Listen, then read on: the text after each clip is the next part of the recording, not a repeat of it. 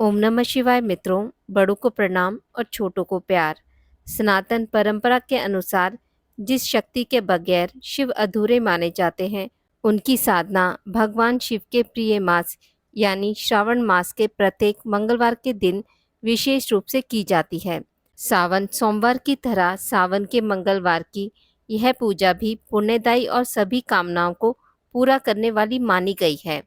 मंगला गौरी व्रत को महिलाएं अखंड सौभाग्य की कामना के लिए पूरे विधि विधान से करती हैं, ताकि उनके जीवन में कभी भूल से अमंगल का प्रवेश न हो सके। मान्यता है कि इस व्रत को श्रद्धा और विश्वास के साथ करने पर अविवाहित कन्याओं को मनचाहा वर और विवाहित महिलाओं को दाम्पत्य एवं संतान सुख की प्राप्ति होती है। मां मंगला गौरी व्रत की कथा। एक समय की बात है, एक छोटे से गांव में एक साहूकार अपनी पत्नी के साथ निवास करता था। साहूकार धनवान था और उसके घर में किसी भी प्रकार की कोई कमी नहीं थी। फिर भी वह और उसकी पत्नी संतान न होने के कारण दुखी रहा करते थे। संतान की कमी उन्हें हमेशा कचोटती रहती थी। एक दिन की बात है, उस साहूकार के घर में एक साधु आए। साहूकार ने उनका आदर सत्कार किया और उन्हें अपनी समस्या के बारे में बताया। साधु ने साहूकार की पत्नी को सावन में मंगलवार को किए जाने वाले मंगला गौरी व्रत करने की सलाह दी। साथ में पूजा विधि के बारे में भी संपूर्ण जानकारी प्रदान की। इसके बाद साहूकार की पत्नी ने सावन माह के पहले मंगलवार से ही मंगला गौरी व्रत का पूजन व्रत रखना शुरू कर दिया। अब वह हर मंगलवार को विधि पूर्वक व्रत और पूजा पाठ करने लगी। इस प्रकार कई महीने तक उसने वह व्रत किया। एक दिन उनकी धर्म निष्ठा से प्रसन्न होकर माता पार्वती ने भगवान शिव से साहूकार और उसकी पत्नी को संतान प्राप्ति का वरदान देने के लिए कहा। साहूकार को उस रात स्वप्न में एक दिव्य शक्ति ने दर्शन देकर कहा कि एक आम के पेड़ के नीचे भगवान गणेश जी की मूर्ति विराजमान है। तुम उस पेड़ से आम तोड़कर अपनी पत्नी को खिला देना, इससे तुम्हें संतान की प्राप्ति का सुख मिलेगा। साहूकार ने अगले दिन सुबह उठकर अपनी पत्नी को इस सपने के बारे में बताया और वह उस आम के पेड़ को ढूंढने निकल पड़ा। काफी समय तक ढूंढने के बाद आखिरकार साहूकार को वह आम का पेड़ मिला, जहां भगवान गणेश जी की मूर्ति विराजमान थी।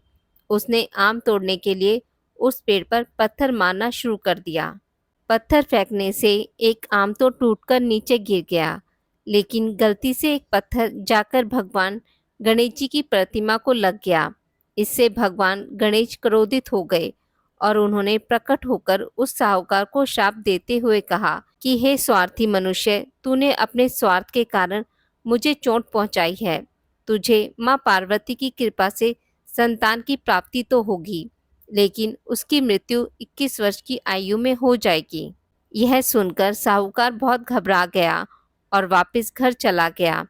उसने वह फल अपनी पत्नी को खिला दिया और किसी को भी इस घटना के बारे में नहीं बताया।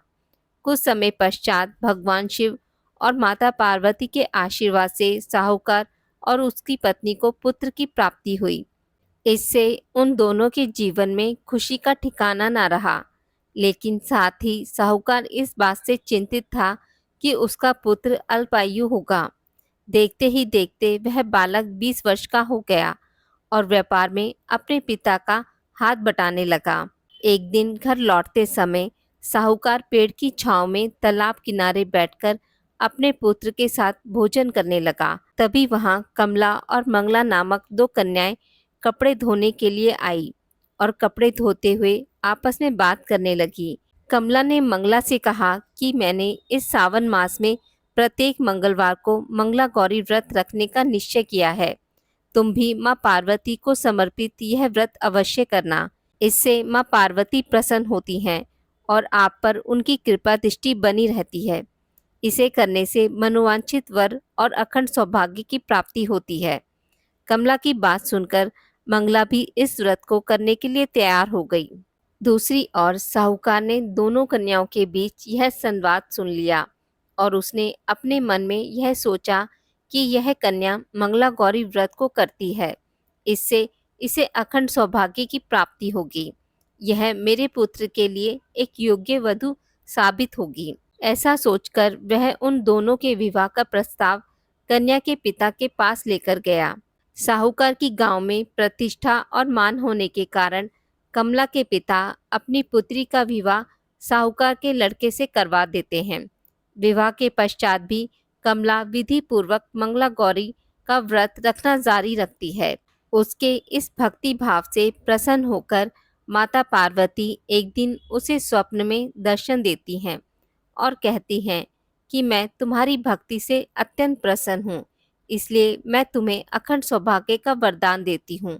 लेकिन तुम्हारा पति अल्पायु है, इसलिए अगले महीने मंगलवार के दिन एक सर्प तुम्हारे पति के प्राण लेने आएगा। तुम उसके लिए एक प्याले में मीठा दूध रख देना। उसके पास एक खाली मटका भी रख देना। सर्प दूध पीकर उस मटके में चला जाएगा और फिर तुम उस मटके के ऊपर से कपड़े द्वारा उसे ढक देना। अगले मंगलवार को कमला ने माता पार्वती की बात मानकर एक प्याले में दूध रख दिया और पास में एक मटकी भी रख दी। सर्प ने आकर दूध पिया और मटकी में जाकर बैठ गया। कमला ने उस मटकी पर कपड़ा बांधकर उसे जंगल में रख दिया। माता पार्वती की कृपा से कमला के पति के प्राण बच गए। इस प्रकार मंगला गौरी व्रत के पुण्य फल से साहूकार का पुत्र श्राप से मुक्त हो गया। जब कमला ने घर में सबको इस चमत्कार के बारे में बताया तो सभी आश्चर्यचकित रह गए।